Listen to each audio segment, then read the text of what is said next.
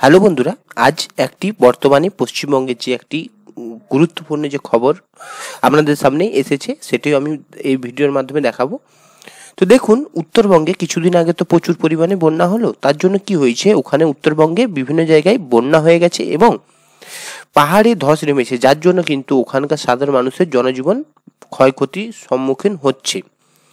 তো ওখানে কি হয়েছে না, প্রচুর পরিমাণে ভারী বৃষ্টিপাতের জন্য ভূমিধস হয়েছে এবং একাধিক জেলায় কিন্তু দুর্যোগ হয়েছে।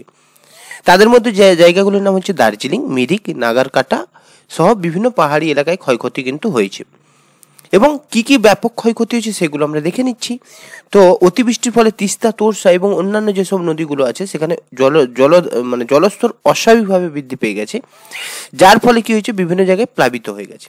এবং এমনকি কিছু কিছু জায়গায় নদীর জল এত বেড়েছে যে স্রোতের ফলে বিভিন্ন সেতু বা রাস্তাঘাট ভেঙে নষ্ট হয়ে গেছে। এবং যে আমাদের ভূমিধস হয়েছে তার ফলে কি হয়েছে, 10 নম্বর যে জাতীয় সড়ক সেগুলো কিন্তু বন্ধের মুখে রয়েছে এবং বিভিন্ন যে যানবাহন সেগুলো আটক পড়ছে এবং যারা পর্যটক ছিলেন বা ঘুরতে গিয়েছিলেন তারাও কিন্তু ওখানে ফেঁসে আছেন। এরপর হচ্ছে উদ্ধার কাজ।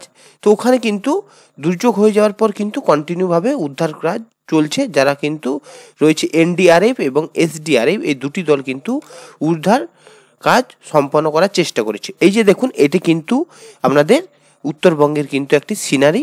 তো এখানে দেখুন রাস্তা ভেঙে গেছে, এই জায়গায় আপনাদের যে সেতুটি রয়েছে সেতুটি কিন্তু নষ্ট হয়ে গেছে। এটা কিন্তু পশ্চিমবঙ্গের একটি রিসেন্ট খবর। তো যারা জানেননি তারা কিন্তু এটা জেনে নিতে পারবেন। তো এরপরে আর কি আছে আমি সেটাও দেখাচ্ছি।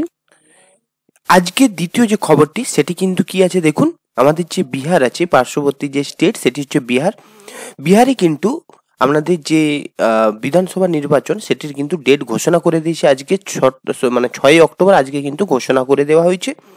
এবং এখানে যে ভোটটি হবে বিহার রাজ্যে সেটি কিন্তু 2 দফায় অনুষ্ঠিত হবে। একটি হচ্ছে প্রথম দফাটি হবে 6 নভেম্বর এবং দ্বিতীয় দফাটি হবে 11 নভেম্বর এবং গণনা হবে, ভোটের যে গণনা সেটি কিন্তু 14 নভেম্বর ফল প্রকাশ হয়ে যাবে। তো এটি কিন্তু দ্বিতীয় খবর। এরপর আমরা বিজ্ঞান এবং মহাকাশ সম্পর্কে কিন্তু কিছু খবর দেখানোর চেষ্টা করছি। দেখুন, তো নতুন একটি চাঁদের কিন্তু খোঁজ পেয়েছে বিজ্ঞানীরা। তো আজ এখানে কি বলা হয়েছে, বিজ্ঞানীরা সম্প্রতি পশ্চিমবঙ্গের পৃথিবীর সঙ্গে ঘুরতে থাকা একটি নতুন চাঁদের কিন্তু সন্ধান পেয়েছে, যা কিন্তু 60 বছর ধরে পৃথিবীর সঙ্গী ছিল, কিন্তু আমরা এতদিন পর্যন্ত এই জিনিসটা বুঝতে পারিনি। এবং দ্বিতীয় যে খবরটি বলা হয়েছে, মহাকাশে নবীন গ্রহ, মহাকাশে ধুলো এবং গ্যাস নিয়ে একা একা ঘুরে বেড়াচ্ছে এই যে গ্রহটি, তার নাম হচ্ছে 11077626 এই নামের কিন্তু একটি গ্রহ আমাদের যে মহাকাশের ধুলো এবং গ্যাসের মধ্যে কিন্তু ঘুরে বেড়াচ্ছে, যেটি কিন্তু যার বয়স মাত্র 10 থেকে 20 লক্ষ বছর। এটি এখনো কিশোরের পা রাখেনি বলে মনে হচ্ছে, মানে এটা সদ্য একটি নবীন কিন্তু গ্রহ যেটা আমরা সন্ধান পেয়েছি। এবং তৃতীয় যে খবরটি বিজ্ঞান এবং মহাকাশ নিয়ে সেটা হচ্ছে মঙ্গল গ্রহে প্রাণের সন্ধান। সাম্প্রতিক এক গবেষণায় মঙ্গলে প্রাণের উপযোগী পরিবেশের সন্ধান পাওয়ার নতুন আশা দেখিয়েছেন বিজ্ঞানীরা। পরের যে নিউজটি সেটা কি নিয়ে, সেটা হচ্ছে সংস্কৃতি উৎসব এবং মানব আগ্রহের গল্প নিয়ে কিন্তু আমাদের এই নিউজগুলো। তো এটা কিন্তু বেঙ্গালুরুতে দুর্গাপুজোর 100 বছর ইতিহাস রয়েছে। বর্তমানে এটি কুমোরটুলির আদলে প্যান্ডেল তৈরি করা হয়েছে, যেটা ঢাকের সাজে এই মায়ের প্রতিমা সজ্জিত হচ্ছে। মানে কি হচ্ছে, আমাদের যেহেতু এটা হিন্দুদের একটি বড় পুজো, বিশেষ করে বাঙালিদের, তো আমরা পশ্চিমবঙ্গে বাঙালির পরিমাণ বেশি, তার জন্য পশ্চিমবঙ্গে কিন্তু খুব বড় মাপের কিন্তু দুর্গাপূজা সংগঠিত হয় বা উপস্থিত হয়। কিন্তু আমরা বাঙালিরা কিছু বেশিরভাগ মানুষ কিন্তু অনেকেই কাজের সূত্রে বেঙ্গালুরু থাকে, তো সেখানেও কিন্তু যারা বাঙালিরা রয়েছেন তারাও কিন্তু দুর্গোৎসব পালন করে, যেটা কিন্তু আমাদের 100 বছরের বেশি হয়ে গেছে এবং শিক্ষামূলক ইতিহাস গ্রন্থ। তো এখানে লেখা আছে, পশ্চিমবঙ্গের ইতিহাসবিদদের একটি দল শিশুদের জন্য ইতিহাস হাতে খড়ি নামক বই প্রকাশ করতে চলেছে। তাহলে পশ্চিমবঙ্গের ইতিহাস বইয়ে কিন্তু ইতিহাসের হাতে খড়ি নামক একটি বই প্রকাশিত হতে চলেছে। এরপর হচ্ছে ইসরো বিজ্ঞানীদের থেকে অ্যাপ ক্যাব উদ্যোক্তা। এক যুবক ইসরো বিজ্ঞানীদের চাকরি ছেড়ে দিয়ে অ্যাপ ক্যাব সংস্থার মালিক হয়েছে। সিনেমাকেও হার মানাবে এই সংগ্রামের গল্প, যা মানুষের কাছে অনুপ্রেরণা জুগিয়েছেন। মানে কি বলা হয়েছে না, ইসরোতে একজন বিজ্ঞানী যে কিনা ওখানে রিসার্চ করতেন, তো ওখান থেকে কিন্তু বেরিয়ে এসে তিনি নিজে থেকে একটি কিন্তু অ্যাপ ক্যাব নামক একটি অ্যাপ্লিকেশন বা সফটওয়্যার তৈরি করেছেন এবং সে কিন্তু ওই কোম্পানি বা ওই অ্যাপ্লিকেশনের কিন্তু মালিক, যার যে ইতিহাস বা গল্প কাহিনীটি কিন্তু একটি সংগ্রামে মানে একটি সিনেমার মতো, যেটা হচ্ছে খুব মোটিভেটেড করবে আপনাদেরকে।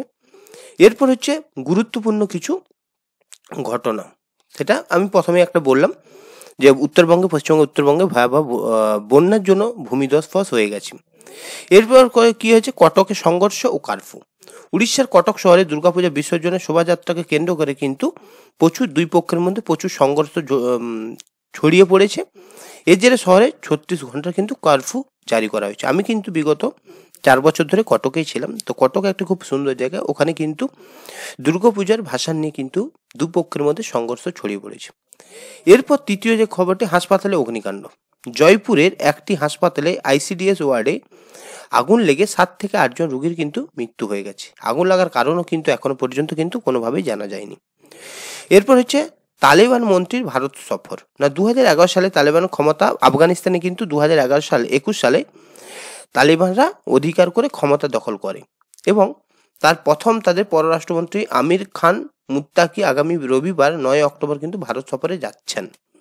মানে তাহলে কি না, 2021 সালে আফগানিস্তানে তালিবানের ক্ষমতা বা তালিবান সরকার গঠন করেছে, তারপরে কিন্তু এই প্রথম 9 অক্টোবর ভারত সফরে কিন্তু আসছেন যে তালিবানের যে পররাষ্ট্রমন্ত্রী, তার নাম হচ্ছে আমির খান মুত্তাকি। এটি কিন্তু 9 অক্টোবর মানে আগামী বৃহস্পতিবার কিন্তু ভারত সফরে আসছেন। তো এই ছিল আজকের কিছু ইম্পর্টেন্ট খবর। ভিডিওটি ভালো লাগলে ভিডিওটি লাইক করবেন, কমেন্ট করবেন এবং আমার কেরিয়ার পয়েন্ট চ্যানেলটি সাবস্ক্রাইব করবেন, যাতে আমি আপনাদের চাকরি এবং এছাড়াও আরও অন্যান্য দেশ বিদেশের বিভিন্ন নিউজ সম্পর্কে আপনাদের ওয়াকিবহাল করতে পারি।